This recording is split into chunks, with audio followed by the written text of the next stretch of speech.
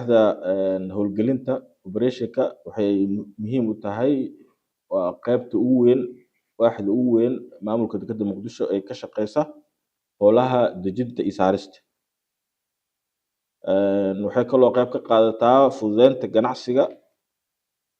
dhammaan howlaha ka socda dekedda Muqdisho oo ah marin biyoodka ugu muhiimsan ee ganacsiga isla markaana laf dhawr u ah dhaqaalaha Soomaaliya. waaxdu waxay ka kooban tahay waaxda qorsheynta, xisaabaanta iyo diiwaangelinta, maareynta maaliyadeed, bixinta xog maaliyadeed oo sax ah, waxay qaybta u hoggaansanaanta ama qaybta oo sharciga ahaan ka fiirinayso, xakameynta iyo qarashaadka, maareynta khataraha. qaybtan oo maareynta khatarahana waxay focuskeedu u yahay waa maalgelinta, qaybta maalgelinta, mushaar bixinta lacagaha iyo maalgashiga iyo maalgelinta. waxyaabaha waaxda u qabsoomay waxaa ka mid ah awal waxaa la shaqeyn jiray maalin cad laakiin hadda waxaa la shaqeeyaa 24 saac la shaqeeyaa habeenkii gaadiidku waa soo galaa wuuna baxaa. waxyaabaha cusub oo lagu soo kordhiyo maareyntu ay ku soo kordhisay maareynta cusub ku soo kordhiyay ay ka mid tahay waan isoo koobaya anaga hadda waxaan ka shaqeynaynaa waxa weeyaan dekedda digitizationkeeda iyo sidii lagu heli lahaa ISPS certificationkeena insha Allah. kooxdeena waxa weeyaan 10 qof waxaa ku jira legal iyo engineers iyo project coordinators marka waan isku wada jirnaa intaasaa xooga saaray. muddadii 13 toddobaad ee ugu dambeysay shaqooyinkan aan haynay wadamaaraya waaxdan waxaa laga sameeyey nidaam cusub oo loo yaqaano biometric nidaamka biometric kaasoo lagu xaadirinayo lagu shaqaalaha dekedda lagu tirkoobayo dhamaystirka tirkoobka shaqaalaha ay isugu jireen kala saaridooda darajooyinkooda ururinta xogahooda iyo dukumiintiyada shaqaalaha dhisidda nidaamkan oo la jaanqaadi doona heerarka caalamiga ee dekedaha adduunka. sanadka hore guul weyn aan gaarnay oo waxaan gaarnay 1800 oo shaqaale ka shaqeysta dekedan inaan tababarno iyo 156 qof oo u shaqeeyo maamulka dekedda Muqdisho. sanadkan tababarkii waa bilawnay alxamdulillaah waa noo socdaa weli waxaana maraynaa 1000 qof oo maaragtay ilaa hadda tababar naga qaatay. waxaan saareeyay kugu sheegay wax oo cusub waaye waxyaabaha inta joognay yani qabanay sida maadaama ay cusub tahay wax walba la sameeyay from scratch waaye ma haysanin any platform oo social media from scratch ka soo bilawnay dhammaan social media dan waa leenahay marka ugu dambeysay hadda waxaa sameeynay website oo markii ugu horeysay laga sameeyo dekedda insha Allah waxaan rajeynaynaa inta joognana wax badan inaan ku soo kordhin doono waa maasantihiin. salaan kadib waxaan u mahadcelinayaa marka hore mareeya guud oo shirkani aan qiyaasayo inay tahay markii ugu horeysay oo agaasimayaasha kala duwan loogu dhageysanayo warbixino kala duwan ku saabsan waxyaabihii qabsoomay iyo wax la rabo in la qabto. xafiiska mareeha guud ee dekedda Muqdisho waxaa hoostaga ka tirsan 27 shaqaalo oo qayb kasta iyo qof kasta ka mid ah oo qaabilsan yahay shaqo gaar ah. xafiiska waxyaabaha ugu horeysa oo diiradda saar waxay ahayd sidii dhig cusub loogu shubi lahaa shaqada dekedda iyadoo la socotaan in wax badan oo rikooro badan oo taariikh galay ay qabatay dekedda weyn ee Muqdisho. waxaan rajeynayaa 6 bilood kadib inaa oo goolal kala duwan oo rikooro caalami ah aan fulin doono. intaa kadib waxaa naga go'an inaan dardar gelino oo wax badan aan kasii qabano horumarinta shaqada waxaan dabagal ku sameyn doonaa maalmaha soo socda sidaan u qabano shaqooyinkeena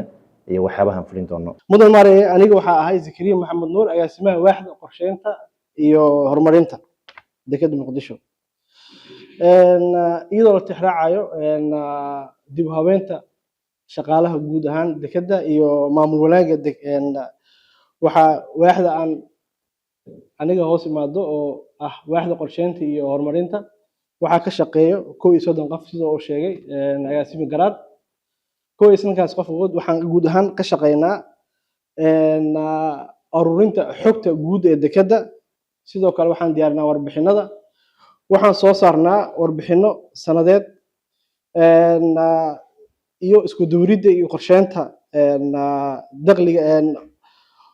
isku duuridka iyo qorsheynta maamulka guud maamulka dekedda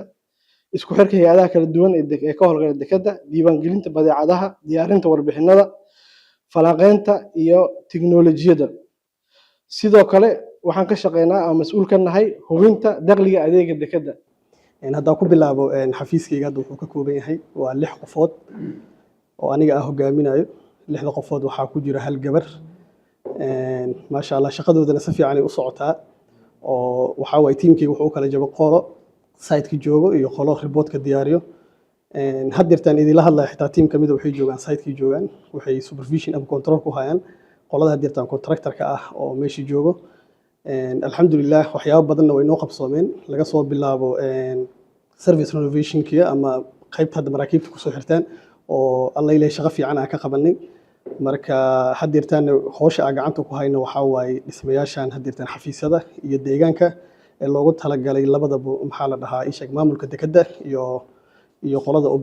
operationka Alberak waxyaabaha commentators aan isleeyahay waa in way fiicnaan lahayd in mar kale lagu sii daro in tababarada shaqaalaha la sii kordhiyo abaalmarino sida shaqada ay kala tahay la bixiyo si dadka shaqada loogu dhiirigeliyo waxaa muuqanaysa maadaama hadda bariga dhexe oo kale dagaalada iyo ay saameyn ku yeelan doonaan dekedda waxyaabaha aan u baahnayn aan iska wareysano in aan lahayn kaydkii shidaalka oo iyadoo aan weli shidaalkii hore yaalloon wax dhibi aysan dhicin ganacsatadii inay kor usii qaadaan sicirkii shidaalka sidoo kale waxyaabaha aan ka hadalnay waxaa ka mid ah dardargelinta howlaha soo socda howlaha hortibinta u leh maxaa la yidhahdaa dekedda ay ka mid tahay maxaa la yidhahdaa kor u qaadid